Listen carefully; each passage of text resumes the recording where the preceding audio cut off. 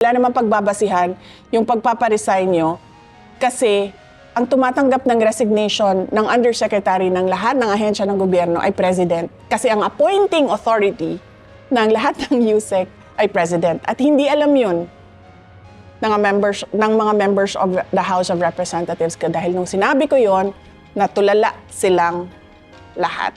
So, nakanganga silang lahat kasi hindi nila alam yon. Well, that goes to show kung anong klaseng mga members of the House of Representatives ang binoboto natin. Hindi nila alam kung sino ang mga appointing authority. Bakit yung billion-billion na confidential funds ng Office of the President hindi tinitingnan? Lahat ng merong confidential funds, bakit hindi pinapatawag? Bakit OVP lang? Kasi it's a fishing expedition for evidence na hindi nila makuha saan man. Palibhasa kasi wala silang alam sa kung ano yung trabaho ng gobyerno kasi ang ginagawa lang nila dyan sa loob ng House of Representatives, manira ng pangalan. Kung babasahin ninyo yung mga una, pangalawa, pangatlo,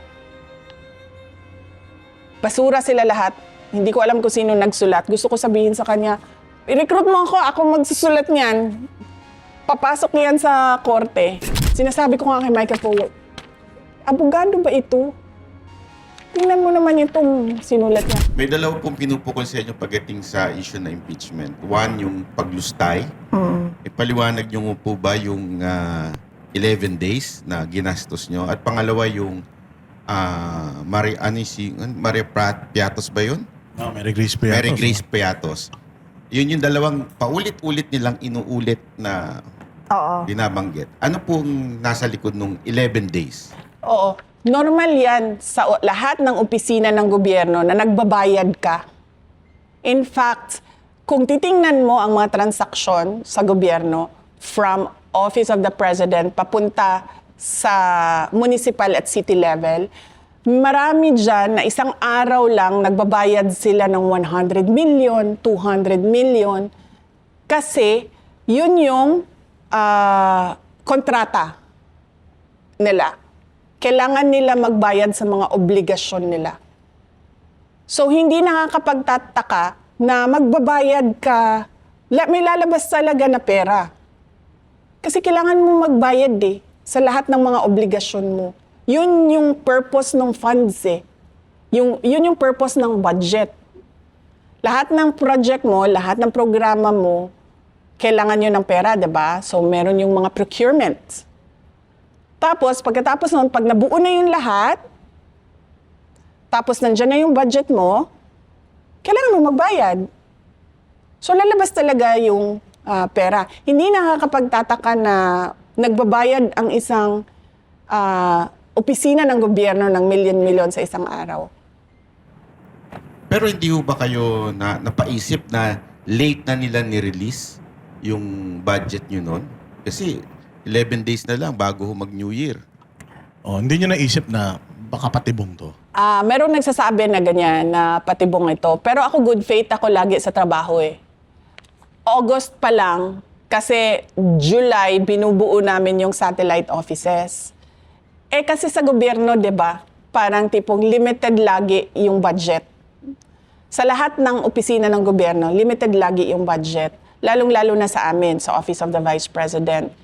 Tapos yung trabaho namin, wide range yun. Pero tumutok kami sa good governance and poverty alleviation. Kasi yun talaga yung problema ng bayan natin. Alam mo, naghihirap na tayo noon, ilang years, siguro mga 10, 20 years.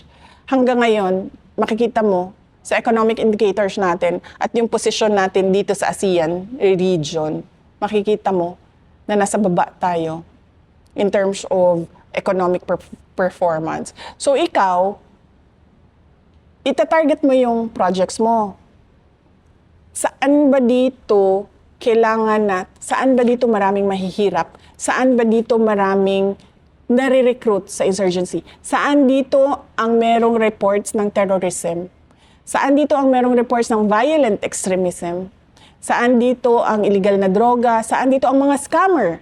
Saan dito ang mga rapist? Saan dito ang may reports ng child abuse, trafficking? Hindi mo makukuha iyan lahat yan kung hindi ka bibili ng impormasyon. Tapos hindi mo matatarget yan sa project mo, yung intervention mo ng gobyerno, kung hindi mo alam sino ang tutumbukin mo ng project mo. Kunwari, sa amin, meron kaming Magnegosyo Taday, livelihood assistance program, entrepreneurship program. Paano namin malalaman kung sino yung tuturuan namin ng entrepreneurship doon sa kadami-daming tao sa isang lugar kung hindi namin alam sino doon ang tinatarget ng pagtutulak ng illegal na droga? Kung sino doon ang tinatarget na i-recruit para maging NPA? So, kailangan namin yon, yung impormasyon na yon, para, o yan yun, ito yung sinusolve natin dyan. O dito, ito, terrorism, sige, lagyan nyo ng programa ng gobyerno dyan. Para hindi nadadala yung tao sa illegal. Ganun yun. Ganun dapat magtrabaho kapag kulang ang resources mo. Specific targets talaga dapat yan. Hindi ka pwedeng, sige, itapon nyo yan dyan, o kahit saan, maglagay tayo dito kahit saan na projects. Pwede yan kapag marami kang pera. Pero kapag limited ang budget mo, kailangan targeted yung beneficiaries mo. Yan din po ba yung pinaggamitan ng confidential funds? Ang confidential funds, marami kaming pinaggamitan. Related siya lahat sa national security. Mga threats to education, threats to mga children, ang criminality, insurgency, violent extremism. Alam niyo yung nagpapasabog ng bomba, yung mga ganon. Dahil sa kanilang ideolohiya, ganyan. Merong recruitment sa ganyan. Tapos, terrorism. So, madaming mga threat sa national security natin na kailangan yung project natin sumasagot doon. At hindi mo magagawa doon yun kung wala kang impormasyon kung sino ang highly vulnerable sa problema na yon. Si Mary Grace Piatos po ba ay totoong pangalan ng isang tao? Si Mary Grace Piatos ay masasagot doon sa impeachment trial. Ayaw siya pag-usapan ng defense team kasi binuunan nila yung defense sa confidential funds. So, ang pinayagan lang sa akin na ikwento ay yung timeline at ipakita sa mga tao paano ba nag-develop itong impeachment kay Inday Sara. Yung Mary Grace Piatos at iba-iba pang nilang sinasabi, nandito din yun sa timeline natin, makikita ninyo, ay may sagot. Pero gusto ng mga abogado sumagot doon sa tamang venue. Dahil confidential funds protektado ng batas. Hindi ka basta-bastang, kasi nga sinasabi ko kanina, sa discussion, ang confidential funds, pinoprotektahan niya ang national security natin at yung buhay ng mga tao na merong impormasyon na makakasira ng seguridad ng bansa. So hindi po sa ayaw niyong sagutin ito, ngunit dahil may batas na hindi pwedeng sagutin ang laman ng confidential Yes, funds. may batas. In fact, madami sa kanila sa House of Representatives ang nag-violate nung batas na yon. And mako-compromise, VP, yung operations kapag inilabas tong information na ito. Hindi lang yung operations, pero mako-compromise yung security sector ng gobyerno natin. Kasi mag-i-explain kami kung paano nag-ooperate ang intelligence operation ng gobyerno. Makikita ng NPA, makikita ng makabayan, kaya takot ang makabayan sa confidential funds kasi alam nila na ginagamit yon para bumili ng impormasyon kung paano ginagawa yung recruitment, paano umaakyat sa bundok yung mga bata, mga ganon. Natatakot silang mabuking. Pag sinabi ko umakit sa bundok, nagiging NPA. Oo. Tsaka parang kaya nila gustong malaman yung kung saan napupunta, paano ba ginagamit, para malaman nila yung galawan, strategy ng gobyerno, paano nag-gather ng intel sa kanila, and paano sila ino-operate. Para ibahin Tama na ba? nila. Oo. So delikado yun para dun sa mga taong nagbibenta ng mga information. Kasi itong mga binibilan nyo ng information na to, nasa loob sila mismo ng organisasyon na yun. Oo, kasi, tulad ko, magkasama tayo, diba? So, pare-pareho yung alam natin na impormasyon. So, bakit ko pa bibilhin yung impormasyon mo? Alam ko na yun eh. Diba? Kanino ba ang impormasyon na hindi ko alam? Doon sa mga illegal. Doon sa kalaban, kumbaga. Diba? So, doon ka bibili sa loob. Or doon sa mga nakapalibot sa kanila na hindi man directly involved pero may alam sa kung ano yung ginagawa nila. Hindi ka bibili ng impormasyon na alam mo na. Ang bibilhin mo na impormasyon dyan, yung hindi mo alam na nandun sa loob. Kasi paano mo ba sila mahuli? Paano mo ba matarget yung project mo kung hindi mo alam anong ginagawa noong kalaban? The enemies of the state. Talagang kailangan talaga protektahan yung mga information na yan. Sobrang critical pala talaga. Oo, sabi ko nga, pag nagsimulang mag-explain, makikita ang galawan ng law enforcement agencies. Makikita yung galawan nila. Ayun, so VP, bumalik tayo dun sa timeline. Nasaan na tayo sa timeline? Oh, yes. So, August 27, 2024, dito na lumabas yung disallowance. After na ito na nag-resign ako, expected na ito kasi gugulong na yung impeachment, 'di ba? Tapos, September 1, 2024, merong member ng House of Representatives nagsabi na, uy, sinubukang isuppress or itago nung Office of the Vice President yung information sa confidential funds. Hindi namin sinusuppress. Nire-remind lang namin ang Commission on Audit na may batas dyan sa confidential funds. At hindi basta-bastang pinag-uusapan yan. Dahil buhay ng mga tao ang pinoprotektahan. Yun lang ang sinabi namin. Wala naman.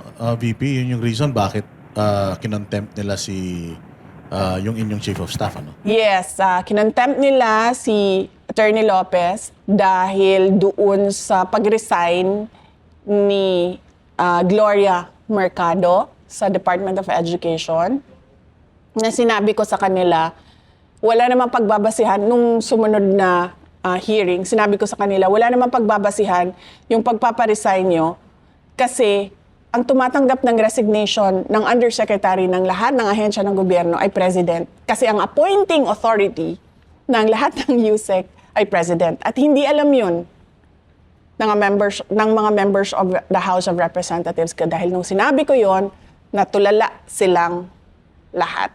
So sabi ko nga, di ba? Sabi ko, edi dapat ang kinontempt nyo si BBM kung kasi siya yung tumanggap ng Office of the President, yung tumanggap ng resignation eh. Hindi si Attorney Lopez. So, nakanganga silang lahat kasi hindi nila alam yon. Well, that goes to show kung anong klaseng mga members of the House of Representatives ang binoboto natin. Hindi nila alam kung sino ang mga appointing authority. Tapos, September 1 yon. Nung buong September at October, makikita mo na, eto na, yung mga words na ginagamit nila para ipalabas na may katiwalian. September 18, isang congressman nagsabi, misuse of confidential funds. October 17, where did the 15 million go? Ayan na. House flags safe houses. Tapos makikita mo na, Sara needs psychological assessment. Tapos, ano sabi ko dito? Hindi kasi kayo nakakita pa ng tao na lumaban eh. Yung, wala akong pakialam kung ikakasira ko. Basta tatayuan ko yung tama. Hindi pa sila nakakita ng ganun eh. Kasi napapansin ko dyan sa loob ng House of Representatives, lahat yan, areglo. Unang-una, tatakutin ka. Pag hindi ka natakot, bibilhin ka. O, hindi. Unang-una, bibilhin ka muna. Pag hindi ka nabili, tatakutin ka. Pag hindi ka natakot, kakasuhan ka. Ganyan yung trabaho or mga pangyayari between politicians. So makikita mo dito, October yan. September, October, gumagamit na sila ng words na malversation, breach of public trust. Ito, galing ito sa isang congressman. Fabricated, galing sa isang congressman. Mary Grace Piatos, galing sa isang congressman na yan. Covering up. Yan. Galing sa isang congressman yan. Discrepancies. Galing na yan sa isang congressman. Kung napapansin mo, lahat galing sa members ng House of Representatives na gumagawa ng in aid of legislation kuno. Na kung titingnan mo naman, in aid of legislation ito sa confidential funds, pero bakit Office of the Vice President lang?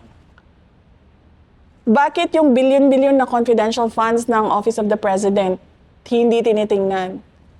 Yung AFP na confidential funds, yung DND, lahat ng merong confidential funds, bakit hindi pinapatawag? Bakit OVP lang? Kasi it's a fishing expedition for evidence na hindi nila makuha saan man. Kaya kailangan nila gamitin yung power noong Committee on Good Governance. So makikita mo, may mga words na sila, di ba? Nung pinatawag kayo doon, VP, sa Committee on Good Governance, yun yung hindi kayo sumumpa eh. Yung una. O, yan yung una, no? Hindi kayo sumumpa kasi nga resource person kayo. Oo. O, sabi ninyo na witness lang yung sumusumpa. So, nung nakita nyo na parang kayo lang yung inimbita ron, did you question yung good governance na bakit kami lang? Hindi ko na kinasyon dahil alam ko naman na tinarget na kami. Kasi doon sa opening statement ko, sinabi ko na doon na you are going after me because you do not have evidence of wrongdoing. Kaya binuksan niyo itong hearing na ito. Sinubukan nila doon sa budget hearing na hindi nila nakuha, diba? Kasi unang-una sabi ko, wala naman kaming nire-request na confidential funds, so bakit kami magtatanong about confidential funds? Pangalawa, hindi pwede pag-usapan ito dito. Diba? Ayaw kong magkaroon ng kaso. At ayaw ko ibulgar kung paano gumalaw ang law enforcement agencies at mga intelligence operations ng gobyerno. So, yun yung makikita nyo, September, October, November, dito na naglabasan. Malversation, breach of public trust, discrepancies. Ito na yung words leading to an impeachment. Kung makita nyo, biglang natigil yung kanilang House hearing, diba? Nakita nyo? Nung kinulong nila si Attorney Lopez, tapos na hospital si Attorney Lopez, tinawag nila si Gina Acosta. Nag-collapse, nag-unconscious si Gina Acosta. Pagkatapos nun, wala ng hearing. Dumiretso na sila doon sa paninira nila naman. Sabi ng PSA, ito walang mga birth records. Ganyan. Yan na yung kanila. Hindi mga totoong tao ito. Palibhasa kasi wala silang alam sa kung ano yung trabaho ng gobyerno. Kasi ang ginagawa lang nila dyan sa loob ng House of Representatives, manira ng pangalan. So, yon.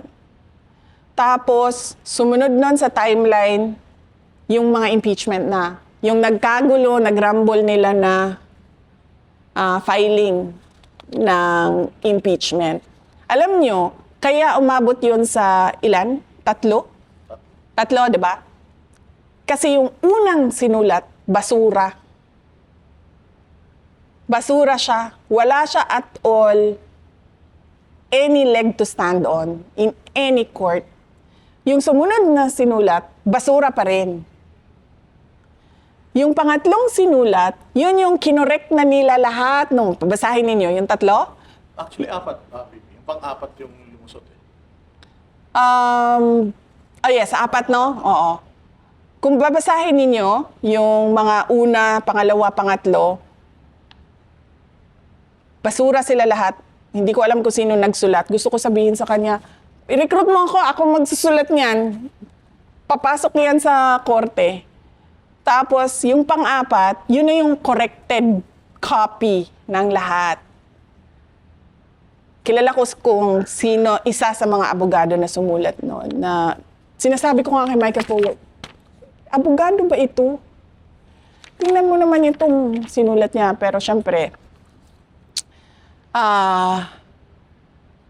ayoko sila tulungan. So eto na, gumalaw na yung mga abogado, hindi pwede yan kasi nag-antay kayo na maayos nyo yung impeachment complaint at yun yung pinasok ninyo. Ganito din naman nangyari ngayon eh. Diba? 4, 2 yung pumasok. Yung pang-4 doon, yun yung gusto nila kasi yun yung sinulat ng maayos. Yung 2 dyan, basura. Yung isa dyan, hindi na nila papansinin yan. So, yun, December 2024 yun, diba? Ayan, may dagdag pa sila. December, tumuloy-tuloy pa pala sila. Faked. Sino nagsasabi ng fake? Sila lang din. Yung mga members lang din ng House of Representatives. Walang ibang nagsasabi na fake yan. Sila lang. No birth records. Ano ngayon? Hindi mo alam kung paano gumalaw ang intelligence operations eh. Fund abuse. Yan. May mga ganyan na sila na words na parang binubuo na nila yung kanilang impeachment. Pagkatapos nun, meron na silang February 2025. Meron na silang kailangan imbestigahan ang disallowance. Kasi pala, isasali nila yon, yung disallowance na yon. Kailangan daw imbestigahan. February 11, 2025, House must probe the Sara Duterte's 12.3 billion DepEd disallowed expenditures. Na hindi nila naisip, mas maraming disallowance ang Office of the President, ha? So kung mag-i-impeach tayo, iunahin nila ang Office of the President. Tapos, February 27, 2025, act swiftly on Sara Duterte impeachment. Catholic Bishops' Conference of the Philippines.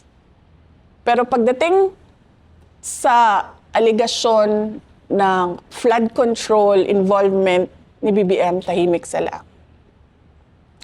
June 11, 2025, eto na. Dahil hindi nila alam saan sila lulugar, impeachment, ano ba, kapafile na lang natin ang kaso. To siya, lahat ng kaso na pwedeng i-file natin. So nag-file sila ng criminal at admin cases.